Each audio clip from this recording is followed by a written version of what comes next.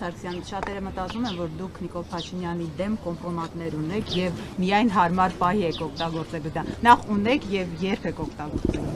Ոչ, ինչ կոմպրոմատներ։ Դե իշխանության եք եղել, ինքն էլ ընդդիմադիր է եղել։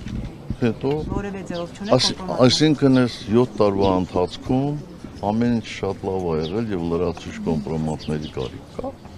Ես զարմանում եմ ձեր հարցադրումից, ես զարմանում եմ ձեր հարցերի վրա։ Անձնական դաշտի երևի, հա, գործընկերս նկատի, որտեղ իրենք մտել են արդեն անձնական դաշտ, այդ թվում եկեղեցականները, ասում են նախորդ իշխանությունը կունենար, ինչ էլ չլինի, հատուկ ծառայություններ, ինչ որ անձնական հետաքրքիր տեսանյութեր։ Ոչ։ Ձեր պահոցում միայն ձայնագրություններ։ Ես հետաքրքիր ձայնագրություն հրապարակել եմ, թեև ցավոք սրտի շատերին դա քիչ հետաքրքրեց, բայց այսօրվա իրավիճակը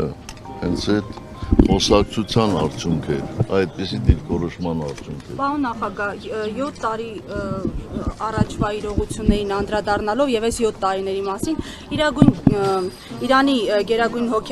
առաջնորդի խորհրդական հայտարարություն բացահայտում է արել, նշել է, որ որոշ երկրներ շահագրգռված էին Հայաստանը մասնատելու ճանապարհով Զանգեզուրի միջանցքի անվան տակ փակել Իրանի ելքը դեպի Եվրոպա եւ Թեհրանը կարողացել է խափանել այդ գործարքը։ Ըստ ձեզ այդ որոշ երկրների այդ ծրագրերը վերջնականապես խափանված են, թե